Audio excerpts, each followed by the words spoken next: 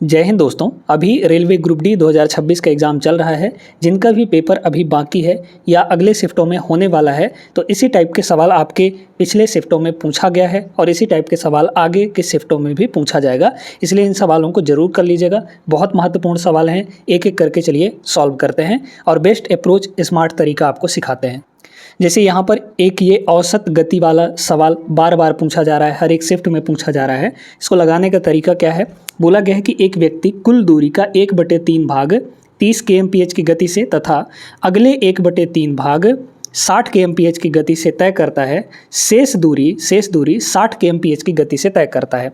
पूरी यात्रा की औसत गति क्या होगी? तो औसत चाल निकालने का एक ही फॉर्मूला है अपने पास, total distance upon total time, है ना। एवरेज स्पीड का क्या फॉर्मूला होता है? Total distance upon total time, यही तो होता है। इसी के अकॉर्डिंग हम लोग करेंगे। अब यहाँ पे आपको डिस्टेंस दिया नहीं है तो आप डिस्टेंस कुछ मान सकते हैं, लेकिन ऐसा डिस्टेंस मानिएगा, यहाँ पर डिनोमिनेटर में 3 है तो वो संख्या 3 से भी कटनी चाहिए। यहाँ भी डिनोमिनेटर में 3 है तो 3 से कटनी ही चाहिए। यहाँ पे स्पीड आपकी 30 है, यहाँ पे 60 है, यहाँ पे भी 60 है।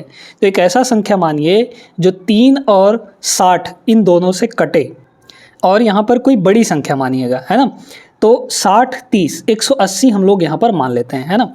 हम मान लेते हैं कि हमारा जो टोटल डिस्टेंस है, डिस्टेंस वो कितना कवर करना है? 180 किलोमीटर। 180 किलोमीटर हमारा डिस्टेंस हो गया। अब इसमें बोला गया कि कुल दूरी का 1/3 भाग, 180 का 1/3 करिए, कितना होगा? 180 का 1/3 कितना होगा? 60 आ जाएगा। तो वो जो 60 किलोमीटर की दूरी है, 60 किलोमीटर की दूरी उसको 30 के स्पीड से तय कर रहा है ना। तो चलिए एवरेज स्पीड निकालते हैं हम लोग। यहाँ पे कितना हो जाएगा? Total distance upon total time. Total distance हमने कितना माना है? 180, तो यहाँ पे हो जाएगा 180। अब डिवाइड में हमें टोटल टाइम लिखना है, लेकिन टाइम अलग अलग सेगमेंट का आएगा। कैसे? जैसे यहाँ पर 60 किलोमीटर 30 के स्पीड से, तो टाइम का फॉर्मूला क्या होता है? Distance upon speed. 60 किलोमीटर किस स्पीड से? 30 के स्पीड से, तो बस 60/30 यानी कि 2 घंटा लगेगा यहाँ पे, है ना। तो पहले सेगमेंट में 2 घंटा लगा, प्लस दूसरा सेगमेंट भी 1/3 है, तो 1/3 का मतलब क्या हुआ? 60 ही हुआ। उस 60 किलोमीटर के स्पीड को 60 किलोमीटर की दूरी को वो 60 के स्पीड से कवर कर रहा है, तो 60/60 यानी कि 1 घंटा लग जाएगा यहाँ पे, है ना। तो यहाँ पे 1 घंटा लगा। अब बाकी कितना दूरी बचा हुआ है ये बताइए।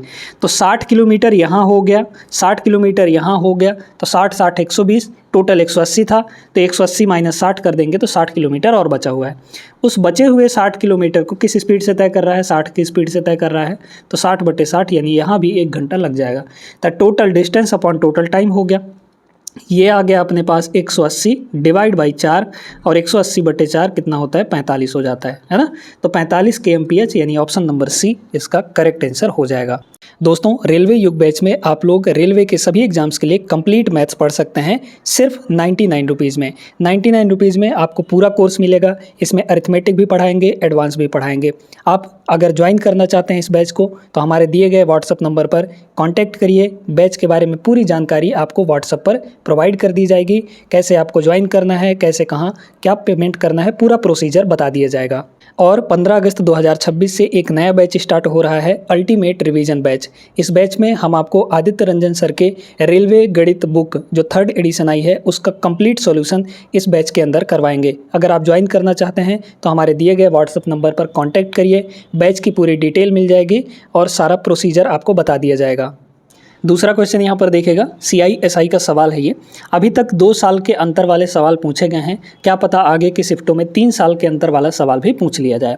आपको बोला गया है कि जब चक्रवृद्धि ब्याज वार्षिक रूप से संयोजित होता है और 3 साल के साधारण ब्याज के बीच का अंतर 10% वार्षिक दर से प्रतिवर्ष की दर से 186 रुपये है, तो मूलधन कितना होगा, है ना।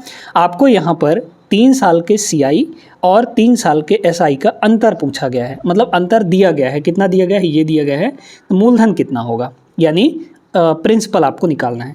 चलिए देखते हैं। डिसाइड होता है किससे? रेट से। रेट कितना है? 10%। इस 10% को आप फ्रैक्शन में बदलिए। 10% को फ्रैक्शन में बदलेंगे तो कितना होगा? 1/10 आता है। अगर दोस्तों आपका रेट जो है, रेट वो 1/x के फॉर्म में है, 1/x के फॉर्म में है, तो इस केस में 3 साल के CI और 3 साल के SI का जो डिफरेंस है, 3 साल के CI और SI का जो डिफरेंस है वो आता है 3x+1। याद रखिएगा, इसको बहुत महत्वपूर्ण है ना। और जो प्रिंसिपल होता है वो होता है यहाँ पर x³। ठीक है, कब? जब रेट आपका 1/x के फॉर्म में होगा। अगर नहीं भी है तो आप उसको बदल भी सकते हैं 1/x के फॉर्म में, बड़े आराम से, है ना। चलिए देखिएगा, अब जैसे मान लीजिए कि रेट आपको 3/4 दे दिया, 3/4 दे दिया, तो आप इसको 1/x के फॉर्म में कैसे लिखेंगे? 3 को नीचे ले आइए तो ऊपर हो जाएगा 1 और नीचे हो जाएगा 4/3। तो x की जो वैल्यू होगी इस केस में 4/3 होगी। समझ पा रहे हैं इस चीज़ को? ठीक है, तो बदल के भी कर सकते हैं अगर 1/x के फॉर्म में नहीं आ रहा है। फिलहाल यहाँ पर 10% है, 10% को 1/10 लिख सकते हैं, यानी कि यही आपका x है। ये जो 10 है ये क्या है? x है आपका। अंतर क्या है? 3x+1। तो 3 × x का मतलब 10 और +1 यानी कि 31 यूनिट होगा। तो 3 साल के CI/SI का जो डिफरेंस है वो 31 यूनिट होगा। इस 31 की वैल्यू कितनी दी गई है एक्चुअल में? 186 दिया गया है, 186 दिया गया है। तो 6 गुना हो रहा है, मतलब 1 यूनिट की वैल्यू कितनी हो जाएगी? 6 हो जाएगी। अरे 186/31 कर देंगे तो 6 आ जाएगा। फिर मूलधन हमें निकालना है, तो मूलधन का मतलब x का क्यूब। x कितना है? 10 है, तो यहाँ पर प्रिंसिपल जो होगा वो कितना हो यूनिट होगा? 10 का क्यूब होगा। और 10 का क्यूब का मतलब कितना? 1000। तो 1000 की वैल्यू निकाल लेनी है। ये बताइए, 1 की वैल्यू 6 है तो 1000 की वैल्यू कितनी होगी? 6000 हो जाएगी, है ना। 6000, तो 6000 इसका प्रिंसिपल होगा। Option number B is the correct answer. तो 3 साल के CI/SI का डिफरेंस आप लोग बड़े आराम से निकाल सकते हैं। थर्ड क्वेश्चन यहाँ पर देखिएगा, इक्वेशन वाले सवाल भी पूछे जा रहे हैं। इक्वेशन बनाना होता है, इनमें 2 लीनियर इक्वेशन बनेंगे x और y के फॉर्म में, उनको सॉल्व करके x और y की वैल्यू निकाल के सारी चीज़ें करनी होती है। लेकिन इन सवालों में कुछ लॉजिक भी आपको लगाना होता है ना। आपको दिया गया है 2 बैग और 11 पेन का टोटल मूल्य कितना है? 505 है, जबकि 10 बैग और 10 पेन का कुल मूल्य यहाँ पर 1310 है। आपको बोला गया 8 बैग का मूल्य 8 पेन के मूल्य से कितना अधिक है, ये पूछा गया है। अब बड़े ध्यान से सोचकर ये बताइए, इसमें पूछा क्या गया है कि भैया 8 पेन जो है, सॉरी 8 बैग है ना, 8 बैग की जो कीमत है वो 8 पेन से कितना अधिक है। अधिक हो या कम हो, इसका मतलब ये है कि डिफरेंस पूछा गया है उनका, है ना। 8 बैग और 8 पेन के कीमत का डिफरेंस यहाँ पे अंतर पूछा गया है। तो अंतर हमें निकालना है, ये वाली वैल्यू हमें यहाँ पर निकाल कर बतानी है। ठीक है, अभी हम ऊपर नहीं देख रहे हैं, बस इसी से देख रहे हैं। तो अब इसमें देखिए क्या हम कॉमन निकाल सकते हैं इसमें, तो 8 कॉमन निकल सकता है, यानी कि बैग माइनस यहाँ पर पेन बचेगा, इसी की वैल्यू हमें निकालनी है। अब यहाँ पर जो भी आएगा हमें नहीं पता है क्या आएगा, उसकी मल्टीप्लाई ज़रूर 8 से होगी, यानी कि हमारा संख्या जो होगा वो 8 का मल्टीपल होगा। हमारा आंसर 8 का मल्टीपल होना चाहिए। तो 8 का मल्टीपल चेक कर लीजिए आप, 8 का मल्टीपल ये तो कतई नहीं आ सकते 2 ठो, क्यों? क्योंकि ऑड नंबर है ना। अरे भाई, ऑड नंबर कभी भी 8 से डिविजिबल नहीं होता, किसी भी इवन नंबर से डिविजिबल नहीं होता है। बचे 2 हैं, 618 और 616। कौन सी संख्या कटेगी 8 से, बताइए। यहाँ पे 8 का डिविजिबिलिटी रूल क्या होता है? 3 डिजिट चेक करते हैं, तो 618 है। अगर पहला इवन है तो ये वाले कट जाने चाहिए 8 से, बाकी के जो 2 हैं। तो 18 जो है 8 से नहीं कटता, मतलब ये संख्या 8 से नहीं कटेगी। यहाँ 6 है, इसका मतलब इवन है, तो ये संख्या देखिए 16 8 से कट जाएगा। वैसे भी अगर आप 616 को पूरा डिवाइड करना चाहेंगे तो भी ये 8 से कटेगा, यानी ऑप्शन नंबर सी यहाँ पर करेक्ट आंसर हो जाएगा। अब ये परसेंटेज में भी सवाल पूछे जाते हैं, परसेंटेज में बना के भी पूछे जाते हैं, तो उनमें भी कहीं ना कहीं लॉजिक ढूंढकर आप लोग सवाल को कर सकते हैं। बस आपको लॉजिक ढूंढना है, पूरा नहीं सॉल्व करना, क्योंकि पूरा आप सॉल्व करने लगेंगे तो फिर बहुत ज़्यादा समय लग जाता है, क्योंकि इनमें इक्वेशन बनता है, फिर इक्वेशन को सॉल्व करो, फिर वैल्यू रखो, सारी चीज़ें करनी पड़ती हैं, तो समय ज़्यादा लग जाता है। इसलिए लॉजिक ढूंढने का प्रयास करिए, इस तरह के क्वेश्चंस को ढेर सारा प्रैक्टिस करिए, ठीक है ना। आगे चलते हैं अगले सवाल पर। क्वेश्चन नंबर 4 देखते हैं। एक दुकानदार को अपने क्रय मूल्य पर 34% का लाभ होने की उम्मीद है, ठीक है। यदि एक सप्ताह में उसकी बिक्री इतनी थी तो लाभ कितना होगा, ठीक है। ये आपको सेलिंग प्राइस दिया गया है, आपको उसका लाभ निकालना है। प्रिंसिपल कह रहे हैं CP पता है आपको कितना होता है, CP कॉस्ट प्राइस 100% होता है। अगर कॉस्ट प्राइस 100% है, उसमें वो प्रॉफिट लेना चाह रहा है, प्रॉफिट होने की उम्मीद है उसको 34% का, है ना। तो बेचेगा कितने में? वो बेचेगा वो 100 + 34, यानी कॉस्ट प्राइस प्लस प्रिंसिपल यानी 134% में बेचेगा। 134% में बेच रहा है, लेकिन एक्चुअल में सेलिंग प्राइस कितनी है उसकी, यहाँ पर 3417 है। 3417 यहाँ पर है आपका। अब हमें यहाँ पे लाभ निकालना है, तो लाभ कितना है, लाभ 34% है, तो यहाँ पे 34% से मतलब 34% की वैल्यू निकालनी होगी। अब 34% की अगर वैल्यू निकालनी है हमें, तो जो भी यहाँ पर आएगा उसमें 34 का मल्टीप्लाई होगा, और 34 में एक ऐसा नंबर ढूंढिए जो कुछ यूनिक दिखे। तो 34 को लिख सकते हैं 17 × 2, है ना, 17 × 2। अब 17 का मल्टीपल आप देख लीजिए कौन सा कट रहा है 17 से, वही आपका आंसर हो जाएगा। अगर एक ही ऑप्शन है तो अच्छी बात है, नहीं तो सॉल्व कर लेंगे यहाँ से, है कि नहीं। चलिए देखते हैं यहाँ पे कितना हो जाएगा। 17 × 5 = 85, बचा 1 तो 15 हो जाएगा, ये संख्या नहीं कटेगी। फिर 17 × 5 = 85, 1 बचा तो 17 हो जाएगा, 17 × 17 ये कट जाएगा।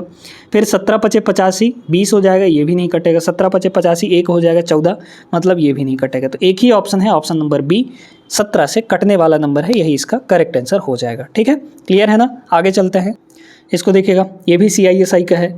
यदि एक निश्चित धनराशि 5% वार्षिक दर से, रेट यहाँ पर एनुअल दिया गया है, वार्षिक दर से 2 वर्ष में प्राप्त चक्रवृद्धि ब्याज और साधारण ब्याज का अंतर इतना है, तो धनराशि क्या होगी।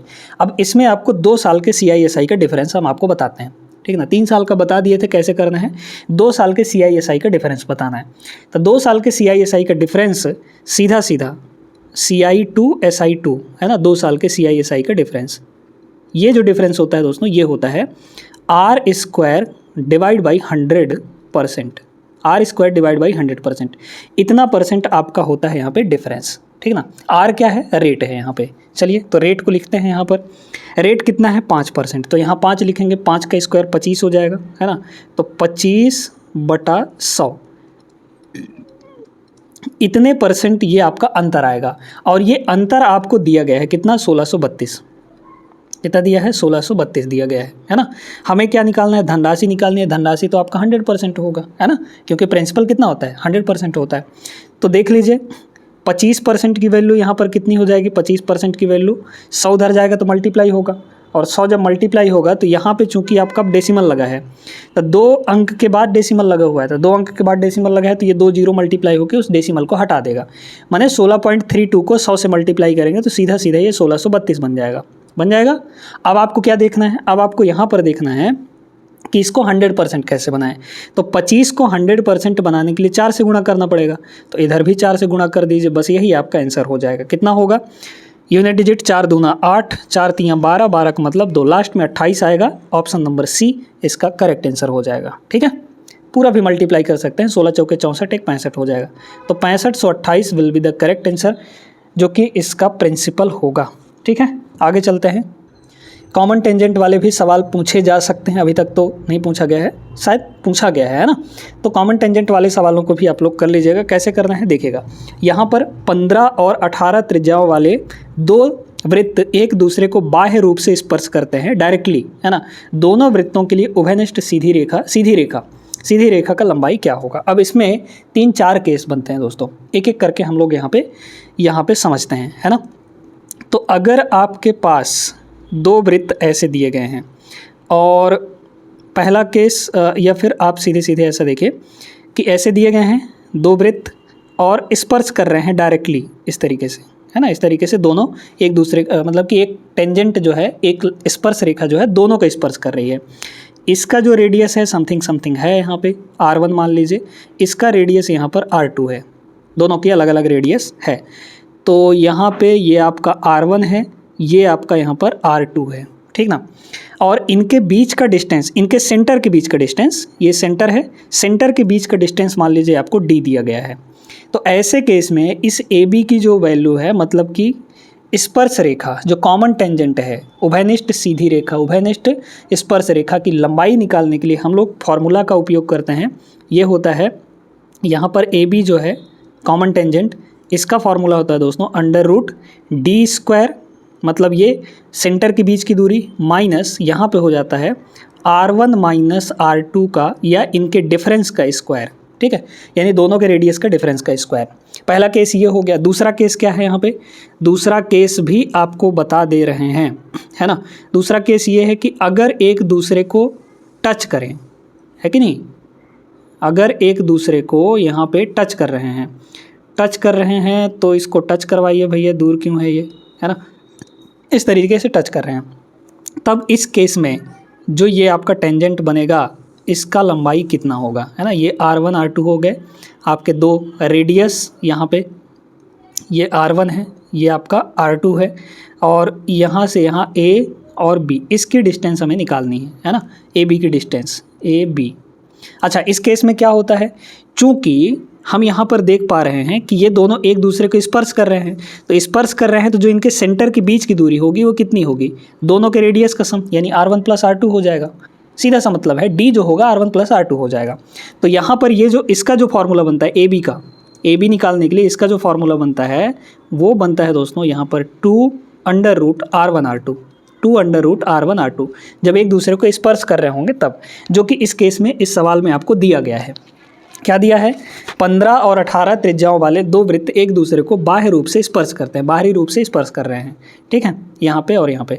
यह दोनों वृत्तों के लिए उभयनिष्ठ सीधी रेखा की लंबाई तो यही है, स्पर्श कर रहे हैं दोनों वृत्त, टच कर रहे हैं, है ना, तो बस निकालना है यहाँ पे। तो ये हो जाएगा 2 और √R1R2, R1 कितना है 15, तो ये हो जाएगा आपका 15, और R2 है 18, 18 को लिख लीजिए 9 × 2 लिखा जा सकता है, तो 9 का वर्गमूल तो निकल जाएगा 3, तो 3 जब 2 के साथ मिलेगा तो यहाँ पर आ जाएगा 6, और यहाँ 15 और 2 बचा हुआ है तो 15 दूना 30 हो जाएगा। इतने सेंटीमीटर आपका करेक्ट आंसर होगा, ऑप्शन नंबर सी। समझ में आ गया। तो 2 केस आपको समझा दिए हैं, तीसरा केस भी आप यहाँ पर समझ लीजिए। तीसरा केस क्या है दोस्तों, कि अगर यहाँ पर तिर्यक रेखा के रूप में टच कर रहे हों, है ना, इस तरीके से दो आपकी त्रिज्याएं हैं, फिर यहाँ पे आपको कुछ ऐसे गिवन हैं, अरे भाई इस तरीके से, है ना, ये दोनों एक दूसरे को ये तिर्यक रेखा के रूप में टच कर रहे हो, स्पर्श कर रहे हो, तो इस स्पर्श रेखा की लंबाई हमें निकालनी है। ये पॉइंट A है, ये पॉइंट आपका B है। इसमें भी वही चीज़ है, सारी चीज़ें, यहाँ से इसको खींचेंगे तो ये रेडियस होगा R1, यहाँ से सेंटर से इसको खींचेंगे तो ये R2 हो जाएगा, और ये इन दोनों के सेंटर के बीच की दूरी, डिस्टेंस आपका D है, ये R1 है और ये आपका R2 है। तो ऐसे केस में क्या होता है, फार्मूला AB का, कॉमन टेंजेंट का फार्मूला AB जो है वो होता है under root D² minus R1 + R2। पिछले वाले केस में क्या था, जब सीधा था तो R1 - R2 का स्क्वायर था, लेकिन यहाँ पे R1 + R2 का स्क्वायर होगा। क्लियर है ना। तो सारे फार्मूले आपको बता दिए गए हैं तीनों केस के। चलिए आगे चलते हैं अगले क्वेश्चन पर। इस सवाल को देखते हैं। इस टाइप के सवाल भी बहुत ज़्यादा पूछे जा रहे हैं आपके ग्रुप डी के एग्जाम में। एक खुदरा विक्रेता वस्तु पर खरीदारों के लिए निम्नलिखित छूट स्कीमें प्रदान करता है। 4 डिस्काउंट स्कीम देता है। यहाँ पे किस स्कीम का सेलिंग प्राइस अधिकतम होगा। सेलिंग प्राइस मैक्सिमम रखने के लिए डिस्काउंट सबसे कम होना चाहिए। सिंपल सी लॉजिक है यहाँ पे कि भाई अगर ज़्यादा में बेचना है तो डिस्काउंट कम देना पड़ेगा। सिंपल सी लॉजिक है। तो देख लीजिए कि किस स्कीम में डिस्काउंट सबसे कम है। यहाँ पर 27% की 2 क्रमिक छूटें दी गई हैं। तो सक्सेसिव डिस्काउंट का फॉर्मूला हमने बताया था A + B - AB/100। अगर एक डिस्काउंट आपका A% है, दूसरा डिस्काउंट B% है, तो दोनों का जो सिंगल डिस्काउंट मिलेगा वो मिलेगा A + B - AB/100। ठीक ना, बड़े ध्यान से देखिएगा। तो 27% A की भी वैल्यू है, 27% B की भी वैल्यू है, तो 2 है 27%। तो यहाँ पर कितना आएगा A + B बताइए। तो 27 + 27 54 आएगा, और माइनस यहाँ पर समथिंग होगा, 27 × 27 / 100, कुछ ना कुछ तो होगा ही। तो ये वैल्यू 54 से कम आएगी। सिंपल सी बात है। अब यहाँ पे 36% की छूट देने के बाद 45% की एक छूट, सक्सेसिव काम ही हो रहा है। तो 36% और 45% का सक्सेसिव निकालिए। 36 और 45 कितना हो जाएगा, 4 3 7 1 8, यानी कि 81% होगा। तो 81 माइनस AB/100 ही होगा। हमने तो अभी A + B किया है, 36 प्लस यहाँ पे 45, तो 81 आए, इससे कम आएगा, है ना। जो भी वैल्यू आएगी इससे कम आएगी। फिर इसके बाद 19 और 32 का सक्सेसिव बताइए कितना होगा। यहाँ पे 9 2 11, यानी कि 51%। 51 से ये वैल्यू कम आएगी थोड़ी सी, है ना। इसको देखिए 34 और 7, तो ये हो जाएगा आपका 41। 41 से कम होगा, ये वैल्यू क्या होगी, 41 से कम होगी। अब आप खुद सोचकर बताइए कि इसमें सबसे कम डिस्काउंट कहाँ मिल रहा है। ये 54 से कम है, ये 81 से कम है, ये 51 से कम है, ये 41 से कम है। तो 41 से और कम आएगा तो सबसे कम तो यही बनेगा ना, 41% वाला। तो यानी कि स्कीम नंबर 4 जो है उसका सेलिंग प्राइस सबसे ज़्यादा होगा। और स्कीम नंबर 4 कहाँ है, ऑप्शन नंबर सी में। ऑप्शन नंबर सी इसका करेक्ट आंसर होगा। अब ये वाला सवाल जो है सिर्फ 2 सेकंड का सवाल है ना, इसमें कुछ ज़्यादा करना नहीं है। आपको पता होना चाहिए एक स्पेशल केस बनता है कि जहाँ पे एक बार प्राइस में उतनी ही वृद्धि हो जितना दूसरी बार यहाँ पे उतनी ही कमी हो जाए। तो ऐसे केस में ओवरऑल जो चेंज मिलता है, जैसे यहाँ पे एक कमीज़ के मूल्य में पहले 20% बढ़ाया गया, 20% प्लस किया गया, फिर इसके बाद 20% कम कर दिया गया। तो एक बार कमी हो रही है, एक बार वृद्धि हो रही है, लेकिन बराबर बराबर, यहाँ भी 20%, यहाँ भी 20%। तो ऐसे केस में ओवरऑल चेंज कितना होगा, x%। ये दोनों है, मान लीजिए कि ये भी x है, ये भी x है ना। तो ऐसे केस में हमेशा क्या होता है दोस्तों, ये आपका डिक्रीमेंट आता है ना, डिक्रीज़ होता है। और डिक्रीज़ कितने का होगा, डिक्रीज़ होगा x² डिवाइड बाई 100% का, है ना। x² डिवाइड बाई 100% का डिक्रीमेंट होता है। ये प्रॉफिट लॉस में भी लगा सकते हैं कि जैसे एक वस्तु पे अगर उनका सेलिंग प्राइस बराबर है तो की बात है, अगर सेलिंग प्राइस दोनों का बराबर है, मान लीजिए कि 2 वस्तु हैं हमारे पास, SP1 और SP2 ये दोनों बराबर है, दोनों वस्तुओं का सेलिंग प्राइस बराबर है। एक पे P% का या X% का प्रॉफिट हो रहा है, एक पर X% का प्रॉफिट हो रहा है और दूसरे पर X% का लॉस हो रहा है। तो ऐसे केस में आपका लॉस होगा।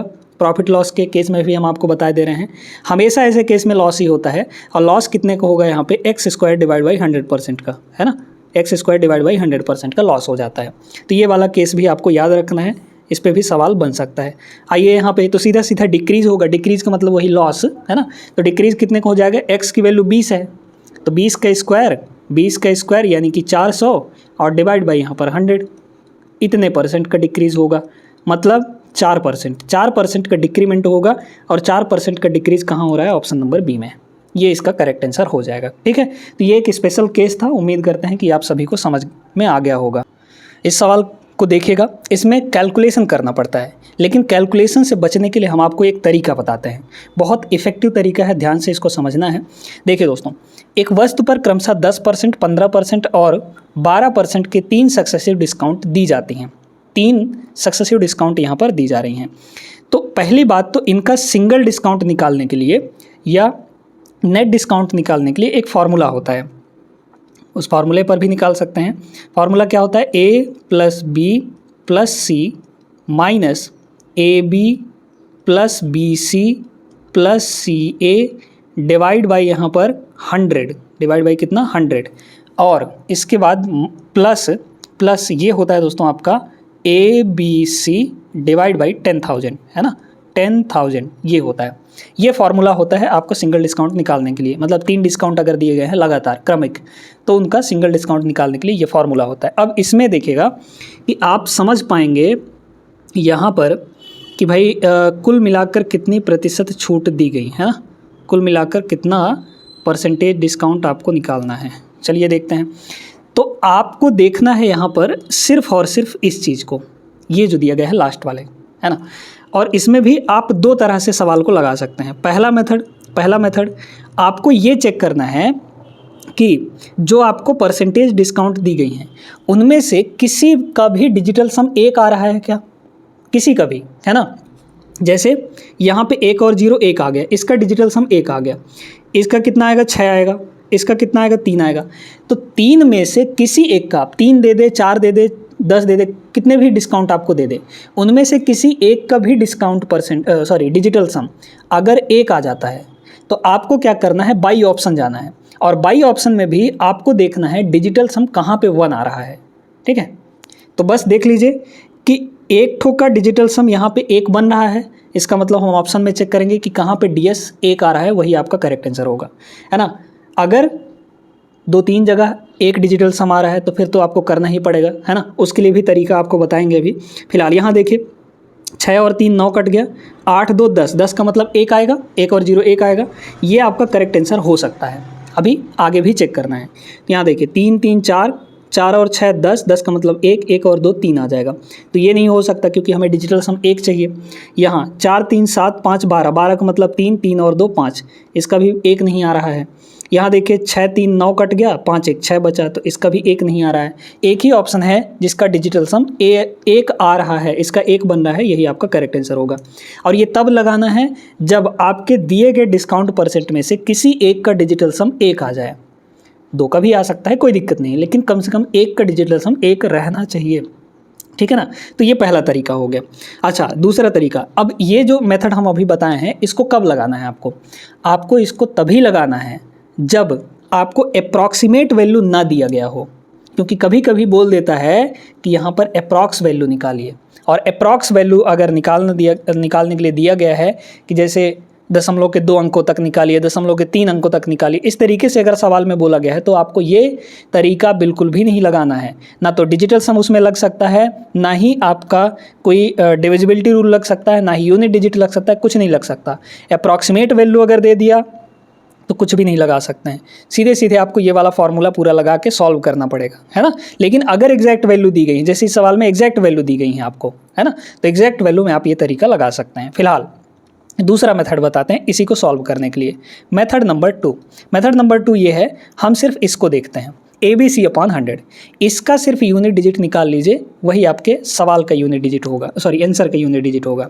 तो ABC डिवाइड बाई 100, A कितना है 10, B कितना है 15, C कितना है 12, डिवाइड बाई कितना कर देंगे यहाँ पर 10,000 कर लेंगे, है ना, 10,000 कर लेंगे।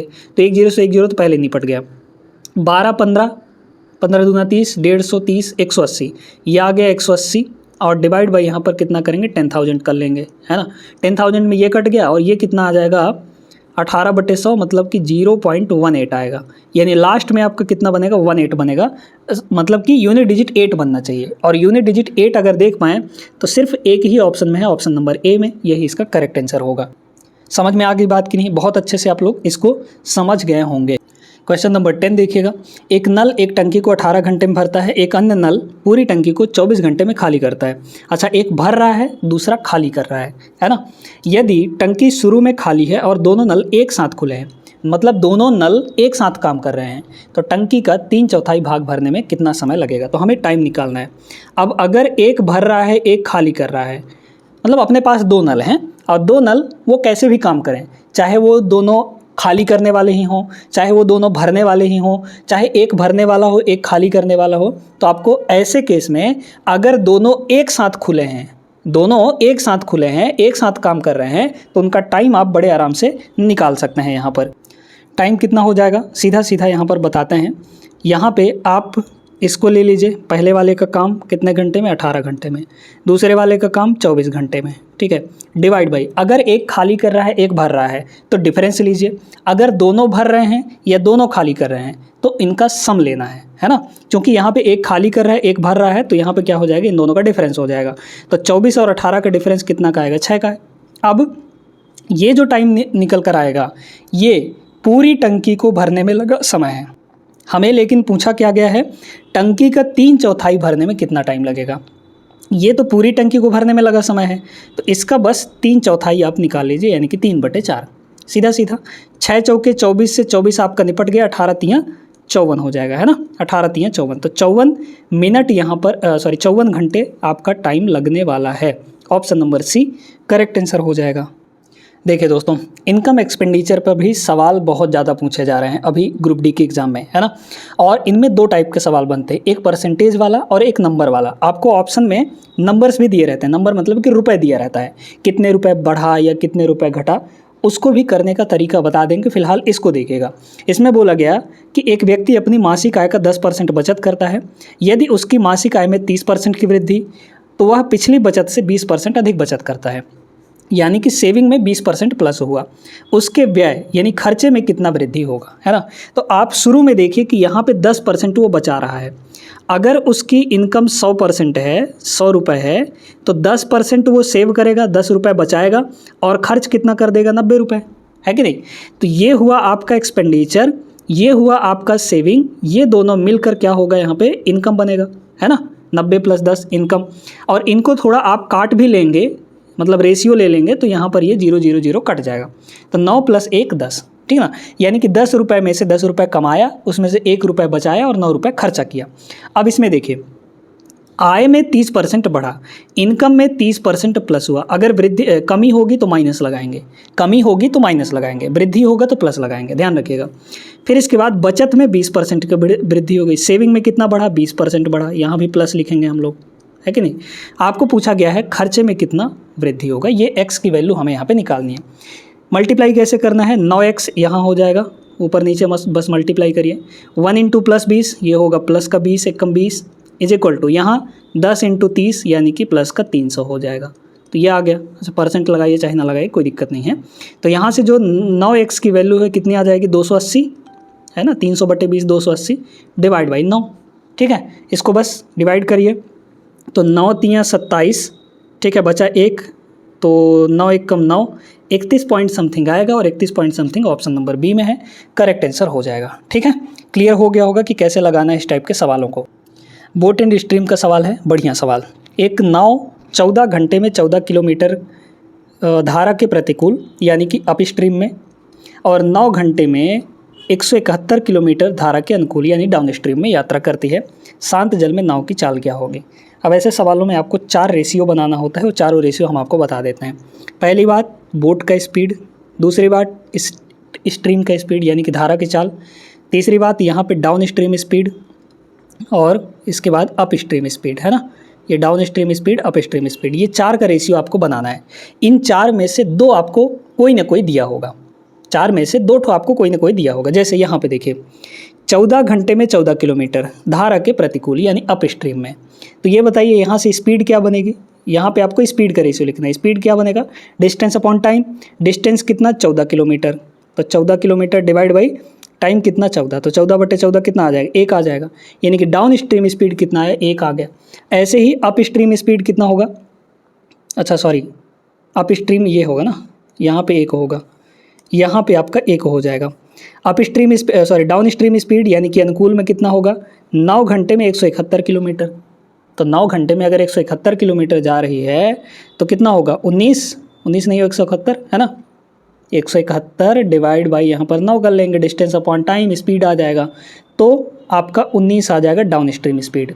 अब अगर ये दोनों पता है तो इन दोनों को जोड़कर आधा करेंगे तो बोट का मिलेगा, इन दोनों को घटाकर आधा करेंगे तो ये वाला मिल जाएगा, स्ट्रीम मिल जाएगा।